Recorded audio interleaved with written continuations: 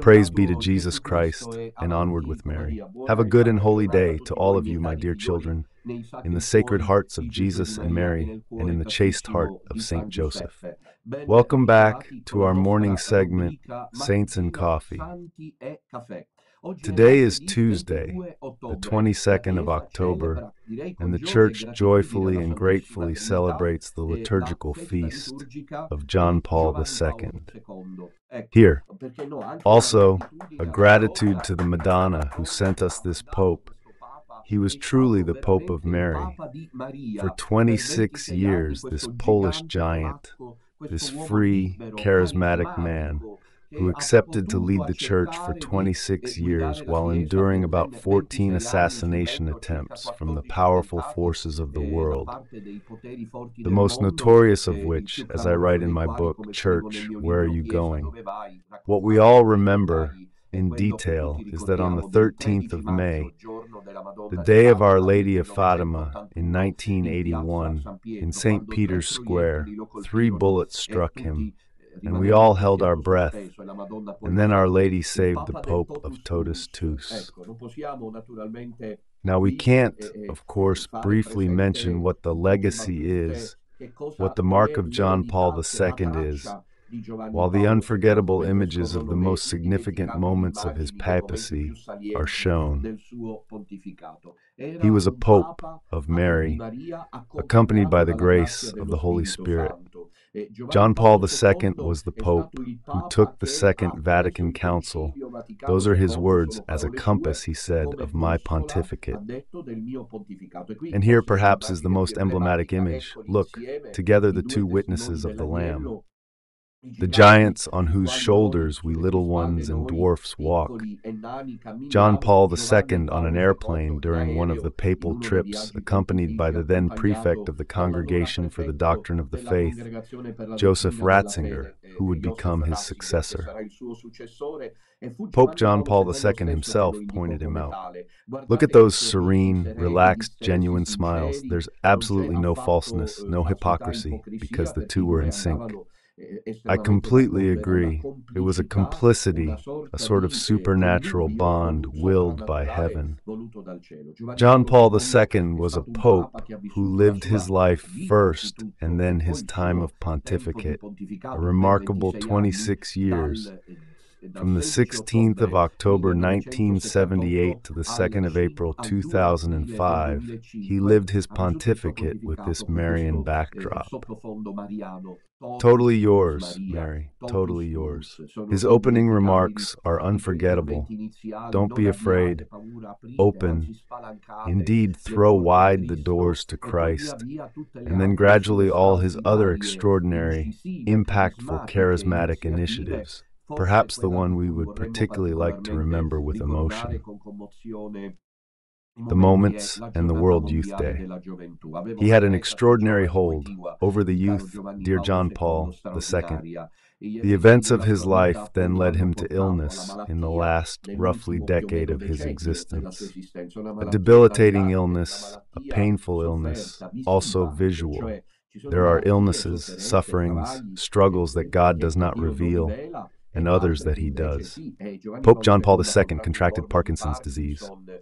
We all know how over time his body, which was so athletic and sporty, became a suffering body, displayed to the world like Jesus on the cross. John Paul II said, "One does not come down from the cross." And we want to remember his last words, the first, "Do not be afraid, rather throw wide open the doors to Christ." If we still want those first ones, that is, the very day of the election. When he said, "Let's move forward, let's entrust everything to our Madonna saints." And then we want to remember instead his last words spoken and whispered in Sister Tobiana's ear, Mother Tobiana, who accompanied him as his assistant nun for practically his entire life. She calls her with her eyes. She understands, crying, she kneels down. She truly understands that she has been like a mother, a daughter, a sister to her. As a confidant friend, the time has come. She holds back her tears, as she herself will recount, and John Paul II manages to find a thread of voice to say those sublime words that only a man of God, who has a direction towards God, can utter. Let me go to the house of the Father. Let me go to my Father's house. Here, this is John Paul II, a John Paul II who is almost forgotten today. I was amazed, but now I feel it myself. The last outing produced an unexpected betrayal. Unexpected not simply because it was unforeseen, but unexpected because it was unfounded. Of people from the early days, but few, thank God, yet they cause suffering. Because one explains things and says, but then these were with us, but they weren't really one of us. Because if on the other side they keep insisting that you must go to Mass, I've been told that they said these things over there on the other bank. You must go to Mass. The Masses are valid. Bergoglio is not the Pope, but that is the Catholic Church. We must sanctify the holidays. The state of emergency has ended. Then you find a faithful person, I would be inclined to name them, but I prefer not to, who was very dear to me, I believe from Piedmont, who writes these days, Don Minutella does not accept the confrontation. Can I accept a challenge? It's like when they say I'm possessed. Well, I must say that I need to have a lot of patience, really a lot. I don't accept the confrontation, but I didn't tell Father, let's meet, let's get together. I'm the one who rejects governments, and she leaves because I don't allow other paths. How can I not allow other directions? But that isn't another direction parallel to this one that can be encountered. But who thought this line could intersect? Either this person who wrote this is stupid, or she is. She's probably dumb, she's a fool. Or perhaps she was disguised and hidden, because they are exactly the opposite of what we have been saying for years. So if someone is with us, they should be able to say, look, I'm parking you, you were just too much ado about nothing, as a film said. And then that's how it is with Don Minutella. Don Minutella is a dictator. The problem is always Don Minutella. One doesn't realize that it is the devil who doesn't want Don Minutella to reach the goal he will achieve. Madonna's pushing him. It is good that I say this today on the feast of John Paul II, when Cardinal Wyszynski called him Dominus Itsi est advocate te. The Lord here told Wyszynski, but it was the cardinals who asked him when the votes were all rather concentrated on him. And he also said, you will have to introduce the church into the third millennium. They tried to shoot him. They tried to take him out, and so on and so forth. John Paul II, the Pope of Mary, and this is a threat, against all enemies. It's the first time I'm sending it. It's truly a threat. Be careful, because Don Minutella is sent by the Madonna. And above all, woe to anyone who says that Don Minutella is possessed by the devil, like Father Tagnetti did. How does it work? What, so that one is acting offended? What he now wants to create, the new little remainder, will not succeed, as you will see. It's all just a soap bubble. In the end, it's the worst kind of confusion, even worse than Vigano's. Benedict Monsignor Vigano, who at least has taken a clear stance, this is absolute neo-Confutism. I'm sorry that there are personalities who call themselves serious journalists who at the first sound of a siren abandoned Don Minutella to follow along. With enthusiasm inviting her to the first conference, were they in agreement then? So there was a prize. Who is behind all this? So then Don Minutella writes this girl, who by the way they say isn't enough. They sent me the comments saying the mystical dimension isn't enough. But why did I only do mystical? Are you idiots? But it's good for you to leave. It's good for you to leave. You are like those in the story of Gideon, who last night went to see the unbeatable Don Enrico. As we will see now, he recounted that when God says no, you must be few, because otherwise you will think that the victory is yours. The victory is mine, not yours. Tell them drink, let them go drink. Do you remember those who started drinking like dogs do with their tongues like this? God said, do not take them with you. And here the same thing is happening. Little by little, there's a constant filtering. of people who seem like us, who raise the flags and haven't understood a thing about the theological reflection. One has written, "We from Piedmont, from the area of Piedmont, we put on prayer shows, but we priests of the Sodalizio, what on earth are we to you? You must obey us. We are the guides of the little remnant. You must obey us, otherwise it's anarchy. We said not to hold unauthorized prayer gatherings, because you are lay people, and then you go your own way." And so it is. Don Minatella's mysticism isn't enough. I speak only of mysticism. For 8 years I've shouted theology, twice a theologian. Here comes the last one, rookie, Lombard. And nothing, the truth has arrived. It's always like this. Now it will end with us, and the devil will conjure up another plot, and then others will follow the last one that arrives. Because the political dimension, the institutional dimension has been overlooked. Ah, yes, the institutional dimension has been overlooked. But that's the Church of Christ. But if that is the Church of Christ, we shut up shop. And it's pointless for the journalist in question then. He's enthusiastic about the latest outing and says that if the Cardinals do something, because he knows what I told them, well, if the Cardinals do something before the conclave, but regarding the pseudo-conclave, we would be the first to go, the first to say thank you. Our sacrifice is not in vain. So this debate is pointless. It's completely unfounded. It's an absolute stupidity. Yet it's Don Minatella who doesn't want to engage in dialogue. The one I invited to a public debate says no, but it's Don Minatella. You see the devil, the plots. In my opinion, it leads to a mental control over these people who clearly do not pray. We had and have among us superficial people, the ones who drink like that. God doesn't want them. The Virgin Mary isn't joking, dear children. This is a supernatural project, and the evidence is there. Like Father Tignetti or someone else spreading the word that I am possessed. Well, if the devil invites the poor possessed Minutella to recite 3 rosaries a day, I don't think there has been a priest in Italy over the last 40 years who has insisted so much on the apostolate of the rosary. I think so, eh? So many people, including men, have rediscovered, families, young people, the elderly, even elderly women who no longer prayed it. Holy Rosary's power with Don Minatella's constant insistence. It's the devil. So, like the last father, Father Lombard, who arrives to announce in a sensational way the news, the new truth. And there are people who were finally eager for it. Well, they weren't one of us. They refused to engage. But it's Don Minutella. I'm leaving because Don Minutella won't confront me. I asked for a meeting. But then you're just an idiot. You're not thinking straight. Or you've really had a mind control. Look, I get angry, but I don't get angry at myself. You don't know me. No one really knows me. I get angry for the souls. Because I give my life like few are doing right now in the world. And I've seen since I was a parish priest how the devil works in the mind. Because then, and you say, how is it possible that this soul that's followed me for years writes I'm leaving because Don Minutella won't discuss. How's that possible? It's Father Ticio who isn't available. He's the one who said no to the public debate. I'm off because Don Minutella.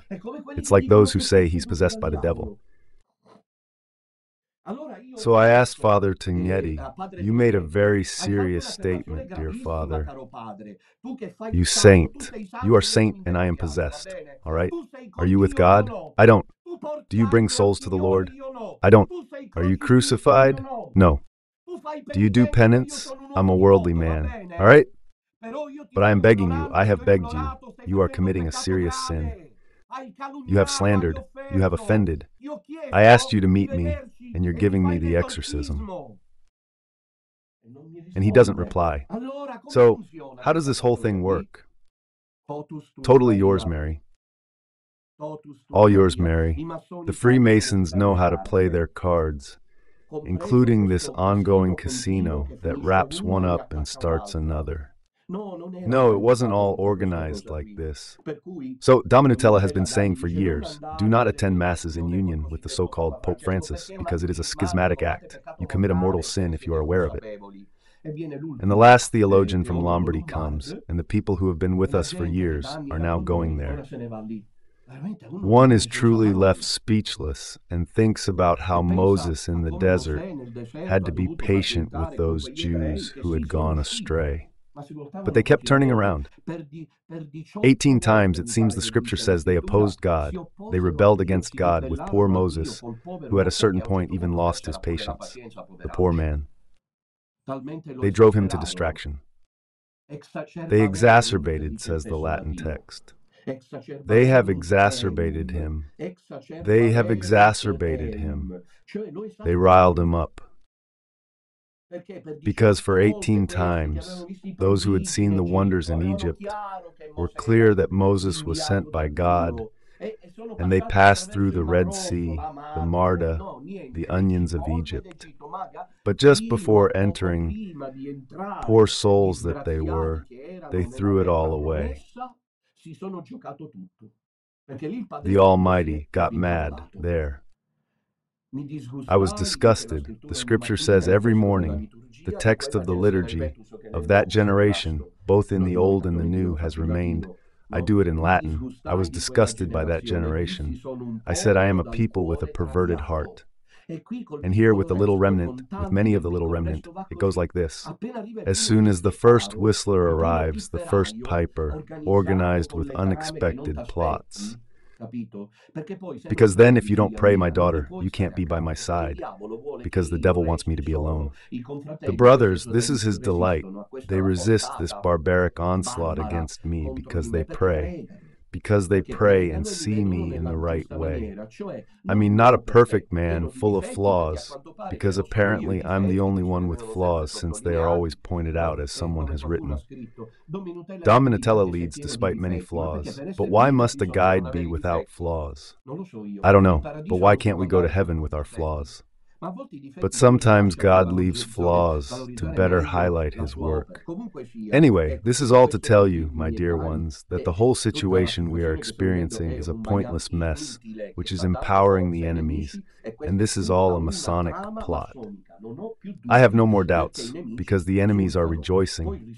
Then the media attention given to this outing, while Dominatella has been in school for years, no one talks about it. Dominatella doesn't exist. It brings together hotel rooms with 2, 3, 4, 4,000, 5,000 people who are just a part of those who can come, and nothing, no one talks about it.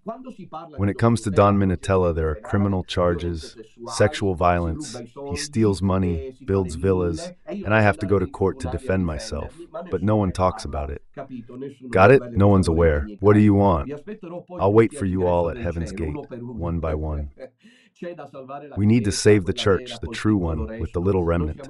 We are the ones who are safeguarding the faith. Well, that was all an introduction to honor John Paul II, who is one of my role models. I resist because he resisted, you know.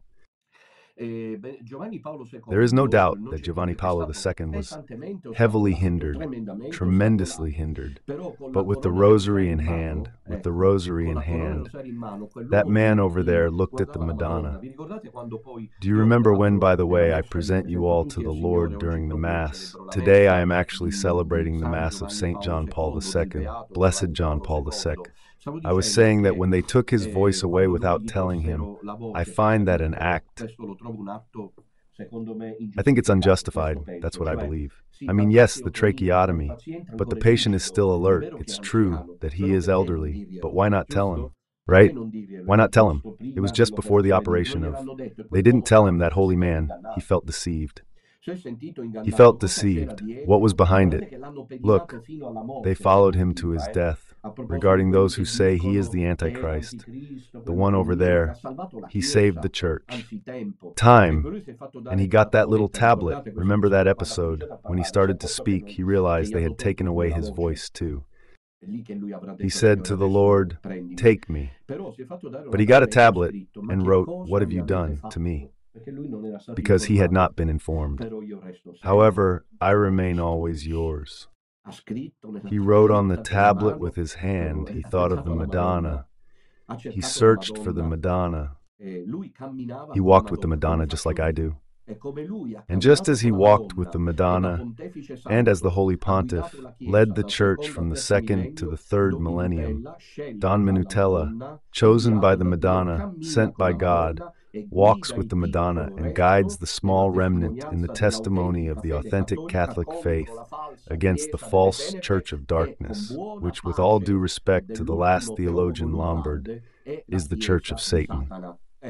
Here we go, last night. Now let's move on to the title of today's episode, which is called the Sodalitium, the statute and the issue regarding the false church. We've already mentioned some things, but before that, statute with a capital S, please, because it's a document. However, before discussing that, I want to tell you that today is Tuesday, so there's the War Tuesday this evening. Don't miss the episode from my book, The False Church and Its Destiny. You can request a copy if you want. If you haven't got it yet, it's being reissued at the office of Radio Domina Nostra.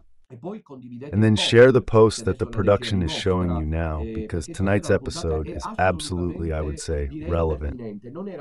It wasn't planned, but in the situation of someone leaving because Don Minutella is just a mystic. But what kind of mystic? I taught you the ABC of faith, you infamous wretches, but go on, go to hell, because you deserve it. But not because you attack Don Minutella, because that's become fashionable now. You will go to hell because you turn your backs on the truth, especially you, the first ones. As soon as the last one who speaks arrives, even those nearby write to me, but Father says the right things. I have seen this. It is always an immense pain. I thank those who immediately told me, Father, I'm with her. I don't see clearly. There is always the desire to overtake her. Turning your back on the truth, this is very serious. Because my position, which thank God is now shared by the brothers of the Sodalizio, is the clearest. It is the most explicit. It states that Bergoglio is not the Pope according to the laws of the Church, but he is also the foreman of the Church of Satan that has taken root in Rome, while God foresaw that the Christian faith would survive in a small remnant. That is what we lead. So this evening, the title of the episode, of the absolutely interesting War Tuesday. Don't miss it. It's titled The Great Test and the Final Seduction.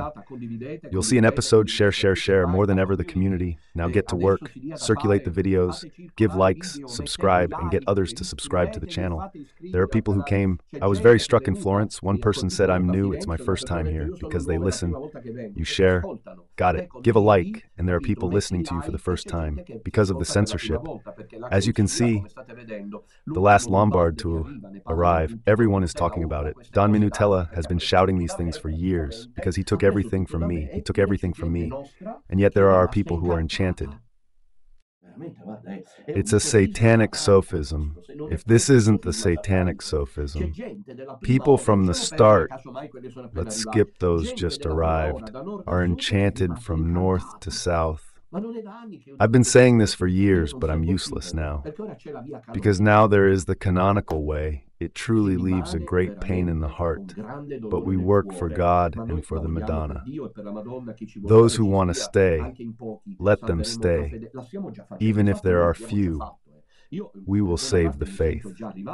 We have already done it. In fact, I feel like I have already accomplished a good part of my mission, because if I hadn't shouted, acted like a fool, like a coarse person, like a possessed one, everything you want, for everyone, Bergoglio would have been the Pope. Why remove so much mass? And do they pound their fists when Don Minutella is mentioned? Because he is the first opponent. They got it, and the early idiots are leaving. They've understood there that Don Minutella is the contender, Don Minutella is the antagonist, Don Minutella is the chosen one, Don Minutella is the one sent by the Madonna. We must destroy him. We must take the people away from him. Talk about it, but do. You conduct criminal trials, make up stories, throw him in prison, poison him, take him out, make him out to be a monster. We can't manage it, right? Then let's send in some undercover agents. Let's present the other truth in a bit of a twist so that people will let it go. Over there, they got it. If I hadn't been here for these 8 years, Don Minutella will go down in history as the defensor fidei. Together with the brothers who, from this point of view, saved me, I will explain why later. By the way, before adding other considerations, I wanted to remind you that on Saturday we will be in Cervignano del Friuli at 4:30 in the afternoon with the Friulian faithful remnant. Come on. Now is the time to come together. Now is the time to show who you truly are, authentically part of the small remnant. Let them stop it and go away. It's for the best. Like foolish people. Because someone who has been writing about me from the very beginning, who for years has flattered, praised, and celebrated me, even more than necessary, now writes, "I'm leaving Father Minutella because he doesn't accept the challenge." But how? I offered to meet, he said no, yet I won't face it, and she leaves. So is she an idiot, or was she an intruder, or is there mind control, something satanic? Because they naturally invoke Satan on this. No need for me to say it. So Friulians who are not foolish, I'll be waiting for you in Cervignano del Friuli. Resist the evil waves. And on Sunday instead, we are in Grasse, with the small Austrian remainder, German-speaking. Speaking of the small remainder, I would like to tell you that those who leave then form alliances. All right? Enough. I won't add more. They hear us, understand. You know. Of course I know. Of course I know. There's a person, I won't say who, but she's a non-Italian woman who does this, speaks ill of Don Minutella. Father Tognetti immediately writes to Father Tognetti's channel and tells him, "You're right, it's true Minutella is possessed, but I'm not with Bergoglio either. However, I recognize Bergoglio as Pope too." While she was being put down by us because she didn't recognize Bergoglio as Pope, then the theologian Lombard comes to say, yes, you're right, because I've also experienced who Minutella is. He's a bastard, he's malevolent, he's possessed by the devil. I agree with you, Father Lombard, that's it. I think Bergoglio's not Pope, nor am I. So he goes to Tognetti, who tells him to tell her. The important thing, the glue, is the hatred towards Minutella. So he goes to Father Tognetti, let's say, who says that I am possessed. So I, Father, agree with you. I am on your side, but I am with Pope Francis too. Lombard, he doubts this. Well, that one, no, Bergoglio doesn't recognize him as Pope. He acknowledges the Church. I do too. The important thing is to go after Minutella. Priests who even today create fake profiles. It was shown to me, I was left speechless. They find the time to do that, and then I'm the possessed one. Have you ever seen a possessed person so hated? I've never seen it. The possessed generally has power over the world. So I'm saying that they create fake profiles, certain priests, to attack me with false names, and they make a scene because some priests lean more towards one orientation than another. And I'll stop here. Strange they're unhappy with some openings. Anyway, what I wanted to say, and I haven't named names, so everyone can think whatever the heck they want. I know what I've said and who I'm talking about without saying the name. I was saying then, we'll see each other on Saturday in Cervignano del Friuli and on Sunday in Austria. There are still places available for Rome. I would hope that the little Roman remnant after this latest schism is a serious little remnant. I mean serious, because I know there aren't many who have left. But now you have to come to Cassino. There are 3 or 4 priests present there. It will be the whole day. Don't miss this appointment. There are coaches leaving from Rome. Right, we've already filled one, the other is starting to fill up. But we need to make this booking in good time, so hurry up and sign up.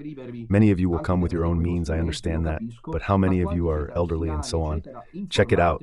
It's free on the way there, it's free on the way back. We pay for it from the association. Right now. So wherever I touch, it immediately turns into dollars. Got it?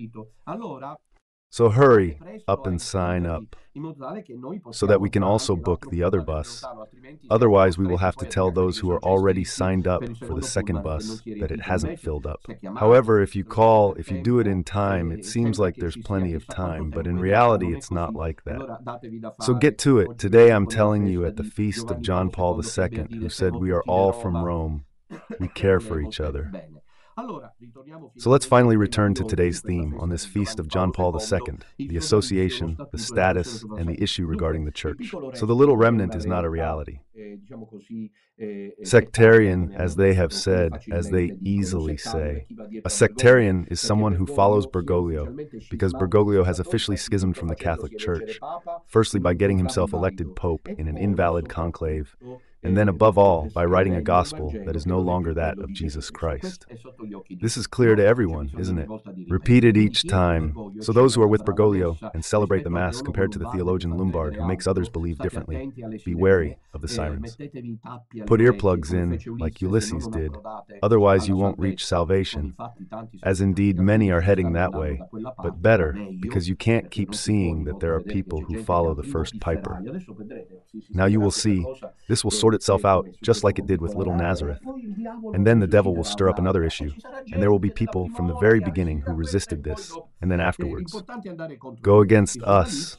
The association is not a schismatic reality.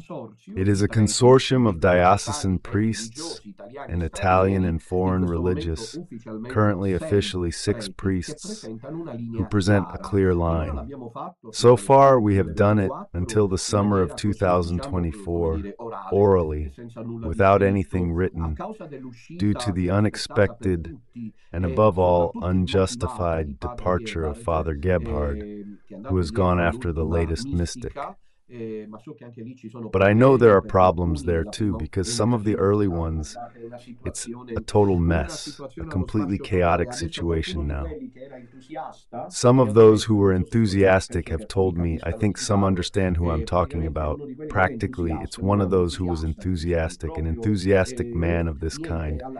He left it and now follows these Indian Buddhist spiritualities. He has gone off in that direction. What do you want? Those who are with us then drift away into the total shipwreck of faith. This must be clear. And the association has given itself a statute, not as someone foolishly, idiotically wrote because we want to be a cult, but simply because it is an identity reality, so that the priests, it is not a statute for the small remainder. By the way, we do not authorize prayer groups. There is no independent prayer group from the little remnant. Those who gather in prayer groups end up like those who have written. I can more or less tell you what they said because it leaves you stunned, speechless. It's something that leaves you with your mouth agape because you think, is it possible that people don't listen? So these ones want the courtyard, for example, and they write a person is from the little remnant for the faith, but it is necessary to study political strategies. What did they get? Policies shouldn't be based on gut feelings because Dominatella acts on instinct. They take a hit to the gut, and they are very well prepared. As for me, naturally, having 2 degrees in theology means nothing. I go with my gut. Other groups exist worldwide. Maybe someone will reunite the scattered remnants. In the Don Minutella series, you are a useless thing. Step aside for others. When you hear somewhere, for one reason or another, from a priest or a theologian, from a female theologian or a writer, from a bishop or a cardinal, and so on, from an outcast and a traitor, that I should step aside, that the problem is me, that is the devil. Because if I step aside, the work won't go on, because the Madonna has entrusted this task to me. And this is stated openly in the statute, thank God. There are many people, another message, very well prepared in the legislative field, in the little remnant, who after praying together in prayer groups we have not authorized. So what are we priests worth to many of these lay people? Let them go behind the last piper. They leave us alone, autonomous, disobedient people who haven't understood that we are the guide of the small remnant under our governance. They must go as submissive lay people, just as the angels are in turn submissive to the higher angels and the will of God. That's it. In these unauthorized prayer gatherings, they prayed and understood that there needs to be a choice of a legislative, bureaucratic, rational kind. And yes, you wretched ones, you wretched ones, you wretched ones, because we are illegal, we don't know canon law. We act on instinct. Got it? It's what they're trying to push through. If you read my books, you would realize it's not like that, but that's your loss. You deserve this. So we have some doubts about how Don Minutella is carrying out the work. Excuse me, how is the work being carried out by Don Minutella? Let's see. What are the doubts? No one can tell us, no one. They believe that for the moment it's fine as it is. They move forward blindly out of faith and emotion. But when the time comes, they will evaluate. I invite you, I command you to leave. Exorcism, in the name of the Father, the Son, and the Holy Spirit. Away from the little remnant, Satan. These people are disturbed by the devil. Go away from the little remnant. Don't pollute our road. Don't ruin our path. Go away, go away, go away. The offer coming from the small remainder is absolutely vast. There are the Canaanites, the Philistines, the Hittites, the Egyptians. You can go back to Egypt. You can always, after crossing the Red Sea, you can always return to Egypt to eat onions. We go in where we need to go, and you lot can go eat the onions. Go away! Having said all that, I would now like to summarize. The association has stepped in without being asked. It started with Celestino's sermon, last Thursday, last Friday. Then he intervened on Saturday without, repeat, I am a liar, for many I am also a liar. It's obvious that I speak with lies. But they, the priests, can testify. Father Celestino intervened of his own accord without me asking him anything. On the same Saturday, while I was about to insert the ossuary, Don Ramon in Florence asked if he could speak. He made an extraordinary reflective journey that pins down the last peddler who came to pull numbers, because the project is always about pulling numbers. And then instead, Don Enrico was invited to present the statute, yes. But the twist is Don Pavel, who generally does not intervene. Also because I remind you, he is from the Czech Republic. So there's also the issue of the Italian language vehicle, which he speaks excellently. I truly admire these non-Italian confreres who understand Italian and even speak it. Yesterday, Don Pavel also gave his speech. We went to a sort of, I call it this intervention of the association with the statute, a sort of landing in Normandy. I called it that in my heart. Now ask those who have left, because naturally all of you from the little remainder are all fools, ignorant, plagiarized, useless people. So ask those elegant, sophisticated, and cultured individuals who have left what I mean by the Normandy landing, of the final offensive of the alliance that routed the Nazi troops in the line of fire, France, Belgium, Germany. The marks opened as the Soviets pressed for victory over Hitler. The landing in Normandy involved a massive deployment of military forces from the air with paratroopers, and the military planes, on land with the tanks and infantry, at sea the ships arrived, landing in Normandy. So it seemed to me, precisely because I hadn't anticipated it, especially thanks to the unexpected intervention of Father Pavel yesterday, which we made public. You can view it on the... It seemed to me that Father Paolo's intervention made me think precisely of that. So the commander, which is me, was targeted in an unexpected way. And then finally, unexpectedly for me, the Allied forces intervened, as is done every time, because we must fight. So between Celestino on Friday, Don Ramon on Saturday and yesterday, Don Enrico and Father Pavel, Now, I would just like to clarify that we have recounted everything, starting first with what was the most demanding program last night, but impeccable, extraordinary, by Don Enrico around the 20th minute, just a couple of minutes, to then also hear from Brother Celestino, Don Ramon, and Father Pavel, but not to listen to everything, because that is evidently impossible, but a snippet of their reflections to which I refer you, as they are all included in the Radio Domina Nostra playlist. So if you're not foolish, stay in your place.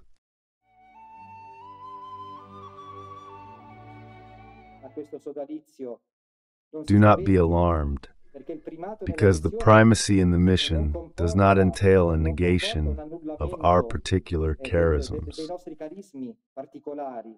There is a foundational charisma. There is a founding charisma that comes through Don Alessandro, but each priest fully lives his own charisma. In fact, he lives much more than how it was lived before. I continue to read, these priests in the Benedictine Sodalicium believe that the small Catholic remnant is founded on this initial mission of Don Alessandro, without denying that there are other realities in the Catholic world that do not recognize as valid, according to the laws of the Church, the election of the 13th of March, 2013. And let other realities come, Moses used to say. Would that heaven were all prophets. Would that God send us more prophets. But be careful though. For this reason, the priests who join the Marian Priestly Association recognize Don Alessandro as their guide and feel called to partake in his prophetic and pastoral mission, so that it may also become their own mission, in service of the Catholic Church, which today exists in a small remnant. Here we feel involved in this mission that the Lord has entrusted to Don Alessandro, and we want to take part. The Lord calls us to engage in this same mission with our gifts, our temperament, our character, our experience, and so on. But as I was saying, be careful, there are other small remnants. Here, of course, we certainly only have a passage from the long, fascinating, refined, elegant, I would say, presentation that Don Enrico gave last night against all the malicious tongues that are slyly, serpentine, launching this latest attack. I want to clarify to avoid confusion, as these things are being publicly shown, and it's serious if done by someone who knows it's false. May God forgive. First of all, we are not actually refounding anything. It is theologically absurd to talk about the refoundation of the Church while we are in politics. I mean, Bertinati. But we are just playing. Here is the political vision. The Church, for obvious reasons, when it is a serious theologian like me knows that the Church should never be refounded. Reformed, yes, the Church is one and only one, the one founded by Jesus Christ. So to write that now, those on the side of the Lombards want to reclaim the Church, which is occupied by the Freemasons, and we instead want to refound it. It's an intellectually dishonest action. Why is it dishonest? Because whoever pushed it knows it's not true, knows that Dominatella doesn't want. He has clarified this several times, that it is not true that I want to rebuild the Church. I'm not Martin Luther. It's easy for you to let me through like this now, isn't it? But here it's about guiding the little remnant, which the prophecies announce, which the Holy Scripture implies, which the popes have proclaimed. And the same person is the one who said that number 39 of the Ecclesia Eucharistica speaks of invalid masses. How is it that now he supports the theologian Lombard who says that the masses are valid? Who bought them? Why was it sold? Who did he sell to? Who did he speak to? Who managed to take him away from this excellent duo? Minutella, is it? We'll probably never know. But saying we want to refund the Church isn't true. Don Enrico, with the statute he presented last night, was extraordinarily effective. We thank him. Now let's see a part of the contribution, the first one. Clearly he was among the parachutists, among Celestino. Prelude by Don Enrico on 16th October. Meanwhile, check if control room's ready. So, let's wait to let Celestino speak. Instead, let's see the unexpected intervention, also yesterday, also at the 10-minute mark, from Don Pavel, who celebrated Mass at Little Nazareth Ave Maria with the local faithful, and who addressed this issue here with great strength. I refer you to the entire summary, which lasts about 20 minutes. Let's just see a passage.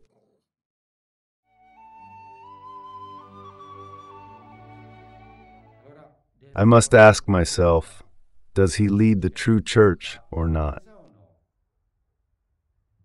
Arise now. Doubt, logical, theologically, logical, false map church. If someone says it's a false pope, but the church is occupied, then we must add, as my southern contracts did, if that church has these four characteristics that we profess in every profession of faith. If a priest who completed his doctorate in theology at the Gregorian University last year and teaches theology must know four characteristics, right? The Church of Christ, one holy, Catholic, apostolic. Deve conoscere quattro caratteristiche, giusto? La Chiesa di Cristo è una, santa, cattolica, apostolica. If it goes against the gospel, it cannot be apostolic, because the apostles based their preaching on the gospel, on the word of Christ. If there are errors present in the Church of Christ, I don't want to state them, you know them. It cannot be the Catholic Church. It cannot be the Church of Christ, because the Catholic Church is holy.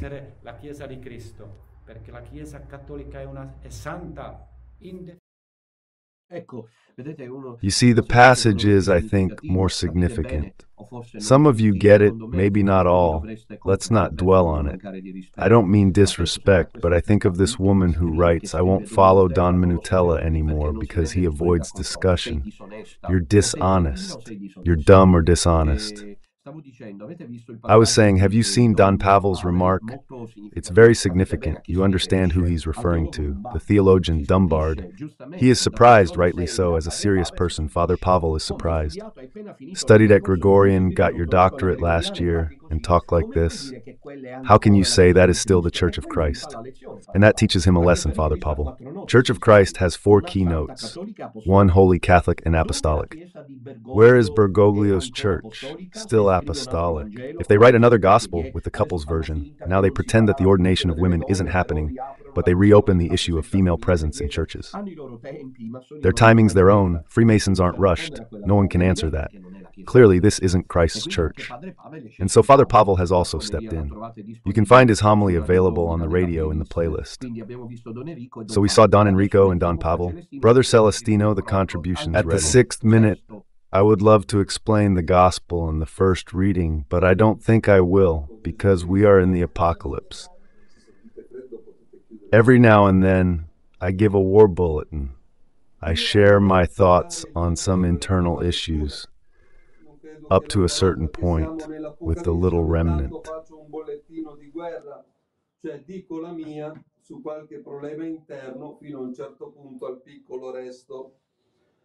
What I say is just my opinion, although I believe I'm not the only one who thinks this way.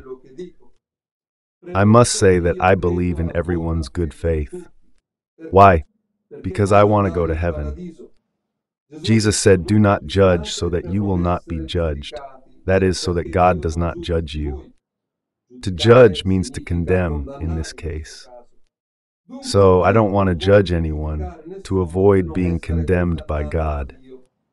You do as you please. If you want to go to hell, condemn everything and everyone. That said, I say journalists should be journalists. It would be nice if they wrote on the front pages of the Republic, the Evening Courier, the Press, the Messenger, and the rest of the Carlino that Don Rodrigo is a false pope, or at least 20,000. Catholics in Italy say he is a false pope, and the priests should be priests. If the priests come to recognize that Don Rodrigo is not the pope, they know what they must do. Journalists, if they are present, only serve to give as much publicity as possible to the news. What should a priest do when he realizes that Don Rodrigo is not the father? He has several options. The first is to stay where he is. Obviously, this situation won't last long, because the zealous faithful will inform the bishop. Either the bishop lets it happen, as it seems to be the case with Father Cristo or Father Giuseppe in Romania, because the bishop himself is quite doubtful about Don Rodrigo, or he intervenes. In the case of Don Ramon, he intervened with the quickest excommunication in history, 24 hours or even less. When the bishop intervenes, like a puppet of Satan, the priest must not be caught off guard. He must find himself a place. But this is a technical problem that's easy to solve. The biggest problem is who to team up with. Given that there are thousands of priests around the world who do not recognize Don Rodrigo, there are various hypotheses. Some are teaming up with a prophetess, and I wouldn't want to be in their shoes. Some others are minding their own business. As far as I know, Don Enrico Roncaglia and the other German or Croatian who celebrates in the hills of Vicenza, and many others around Italy and the world, many others. It's a good choice. If their conscience allows them to be at peace, it's the choice to remain quiet without any issues. I would gladly do it too, if my conscience allowed me. The problem is that the Church is not an archipelago. It is not a collection of islands. However, in the current confusion, I don't feel able to condemn such priests, as long as they are awaiting another short-term solution. 112,000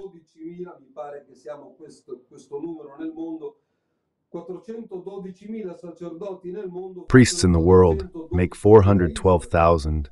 However, we must say this. Well, this was an initial part of Father Celestino's homily that greatly irritated the theologian Lombard, for whom we had to apologize. Just think about it, because only if we had apologized would he then have been willing, in the best evangelical logic, to continue speaking with us. So we apologized, and then we requested a public discussion, but nothing. He wasn't available. The homily of His Holiness Celestino is interesting because it is discouraging, in the sense that he rightly tells the priests who do not want to join the Sodalish that they are right if their conscience suggests it, and then adds that unfortunately their conscience does not allow it. This passage is interesting as it's quite significant, and then he says there are many priests in the world, over 400,000, and we are only 6. And then you will listen to the entire homily if you haven't done so already.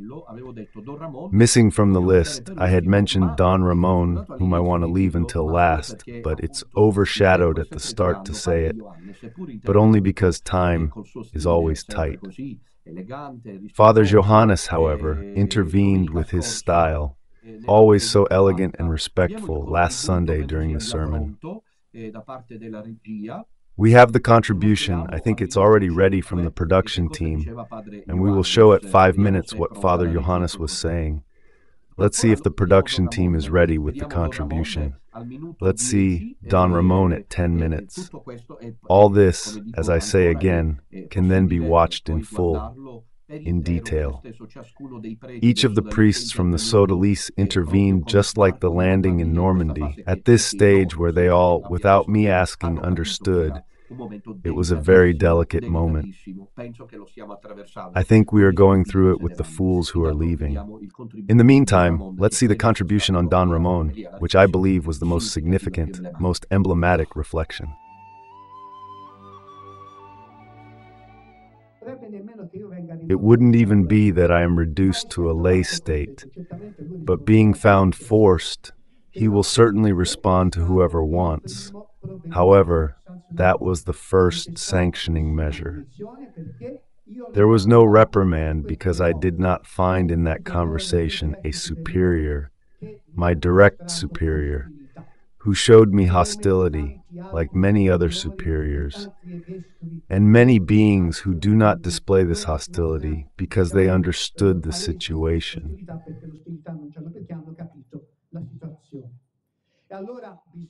So we need to tell Father Fare that this is actually the first measure, so it has really been published in less than 20 to 40 hours.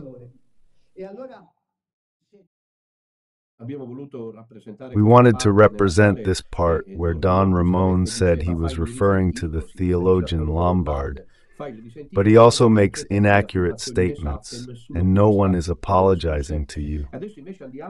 Now let's delve into an even deeper part of Don Ramon's reflection, because we need to make people happy, we need to gain consensus, the beauty of Don Alessandro. But this is not a fact we know. The beauty of Don Alessandro is that, as the Gospel of Tomorrow says, as the Pharisees say to Jesus, you are someone who does not look at appearances. You do not look at anyone. It's a Christ. Thank you. Do not look at a path anymore. It is the guarantee of the authenticity of a journey that has its beginning and will have an end. But it will not be dictated by human, canonical, or legal logics. The end is the legal.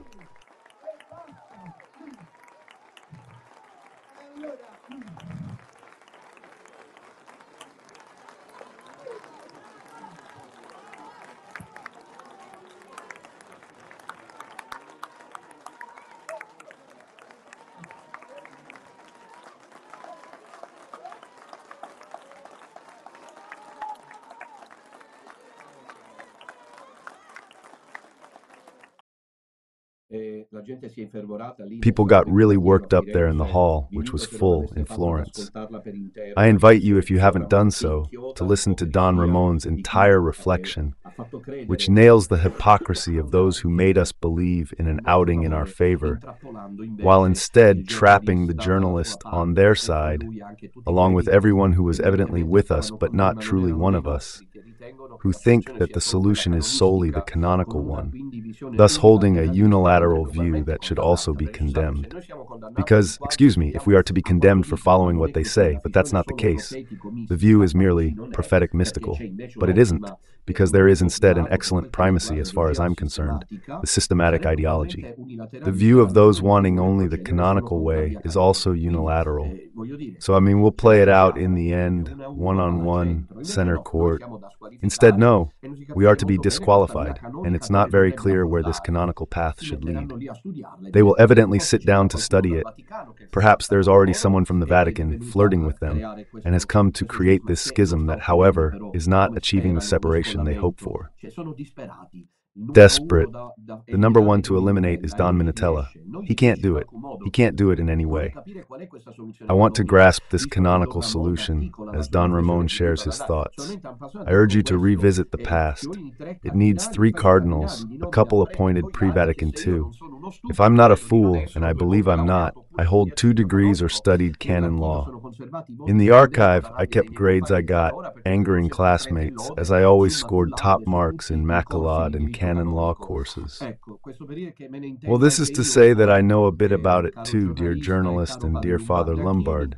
I also understand canon law. The dishonest idea you've portrayed of a Don Minutella as someone emotional and lacking understanding of church matters.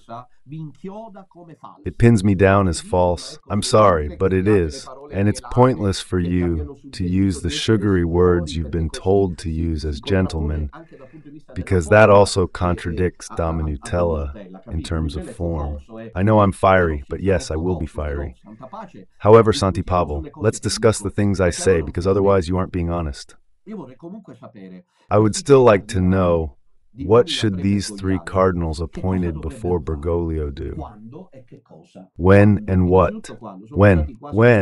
It's been nearly 12 years. In February 2025, it will be 12 years, not a day, not a year, with many promises and many doubts presented. 12 years have passed. This is simply shameful.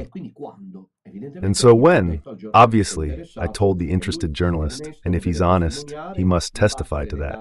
Elegance and nobility aren't enough, and saying let's pretend nothing's happening isn't either.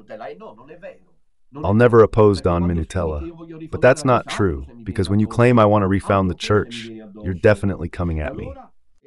So then, I would like to know this. Is it true or not that I told you, not a few times, over the phone, I am willing until the conclave? Because when these cardinals appointed by Bergoglio enter the conclave, they will no longer be credible. Just as you told me in the last phone call, there can be a mistaken conscience. Do you remember, dear journalist friend? You will remain a friend in my heart, that I got really angry. But I said, how can it be a mistaken conscience? Am I dealing with fools? Do you think they are fools, unaware of how things are? Do you still believe they will enter the conclave? What do you want to save with another further code? So it's clear they're meeting in conclave, so we're also waiting for that. We hope for it. And the accusation that we've split because we don't want to follow the canonical path is completely false, unfounded, and dishonest. Because Dr. Cianci knows that I have told him several times that if the cardinals were to do this, we are praying. He knows it. So why doesn't he say it? Why won't he say? And we are praying for it to happen. I told him it won't happen for me. But we are praying for it to happen, that the cardinals can sort it out. So we will kneel and thank with the singing of the Te Deum those cardinals who have worked hard. All right? It's obvious. This is quite evident. What should they do if they try? Sorry, they should just come to recognize that they are ashamed of the Pope, and we care about Amoris Laetitia. I don't know. From a canonical view, that's all to do. Who handles the dogmatic, theological, doctrinal side? Let's leave the system as it has been organized undisturbed for these 12 years. Do you understand the flop that the theologian Lombard and the Roman journalist have blindly landed in? I'm sorry, but I must defend the truth without being disrespectful. I don't think I'm being disrespectful. So it's clear that the canonical path isn't the only one available. It is possible that God, since the church is his, if Dr. Cianci allows the Lord to act, there may be other paths he has chosen. And the prophecies say so, even the Holy Scripture says so. It is possible, Dr. Cianci, that you might reconsider and say, yes, indeed, Don Minutella is right. Theologically, he is right, not as a person. I can't agree with him just because I care for him, I respect him, and we've worked together. I made a mistake. Will he be humble? Does he want to save the church? Excuse me, if he wants to save the church, we, for goodness sake, will go our own way. Will Dr. Cianci have the humility to acknowledge that the church is neither his nor mine, but belongs to Jesus Christ, and that he can choose to save it as he sees fit, or not? Or follow the set path? The canonical way is not the only way in the church. I suppose I don't know how to say it, using legalistic reasoning as if it were the only way to resolve a matter that is, in fact, supernatural. Dr. Cianci doesn't realize that the devil is in the Vatican, but do you realize that Satan is in the Vatican or not? Realize this over years? It's not just Pope Francis who isn't the Pope. He's not just an anti-Pope. How is it possible that you haven't realized this? Now he finds the Trojan horse with her, Father Lombard, and it's done. So he immediately invites him to the Mass. And I have to believe that you hadn't agreed on this. Well, I doubt it. I will confess this, but I doubt it. She has never invited me to a Mass to celebrate it. Evidently, the underbrush of Cianci that I know well, anti-Minutliano, has prevailed over the good intentions of Dr. Cianci. And yet here we are. As you can see, we are reacting united. compact like a team that does not allow falsehood, dishonesty, and confusion. Whoever wants to leave, go. Follow the usual path. You'll see it's a dead end. Let's see the last intervention by Father Johannes, a couple of minutes, and then we'll wrap up with the phone calls. Hello? No. Anticonio means this apostasy, this dissessio, this falling away, in the sense that it is not caused by unfaithful people leaving the bride of Christ, but by the bride of Christ distancing herself from the unfaithful within her.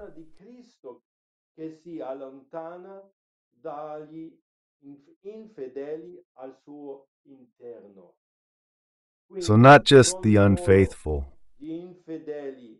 but the true believers who will withdraw from evil within the church.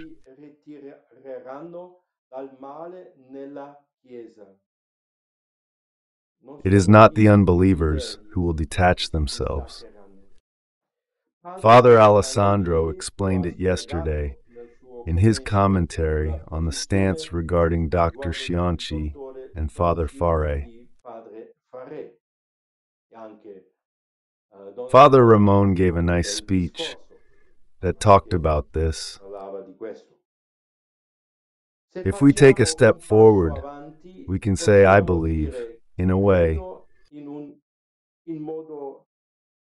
I believe, in a geologically correct way, that this great separation of the true church from the false one can only occur if it is the Pope himself, guided by the Holy Spirit, who carries out this separation in faith.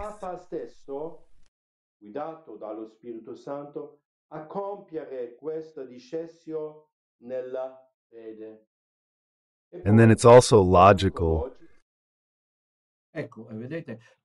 Well, you see, all these contributions from the last one by Father Ioannis, through Brother Celestino, Don Ramon, Don Enrico, and Don Pavel, are available on the Radio Domina Nostra playlist, so that you get an idea that there is a united team fighting, that we have properly responded to this latest unexpected and unjustified threat against us, and in which, as I was already told in yesterday's meeting, the divide is becoming clearer and clearer. In the end, it's much ado about nothing. Keep going to Mass with Pope Francis. They're valid, the sacraments are valid. It's just that the problem is he isn't the Pope. We'll sort it out canonically with the cardinals. When God wills it, the cardinals will get to work and leave the mystique of ham and bread alone. Well, let's answer the first phone call. Let's hope it's clear and good for all that we're experiencing. About to say something absurd. I'm sorry for Dr. Cianci. Let's hope he understands and has the humility to admit that he must continue collaborating with Don Minutella. The two things move together, the canonical dimension and the one apart, since I haven't lost the canonical, nor has he lost the mystical. He spoke about the theologian who discusses a split in the Church of Satan that the Church of Christ allows to emerge, about Tychonius, not me. Why'd he leave me? He says it's me, but I had to do it in light of the fact that he supported the theories of Father Lombard, which are absolutely unacceptable to us.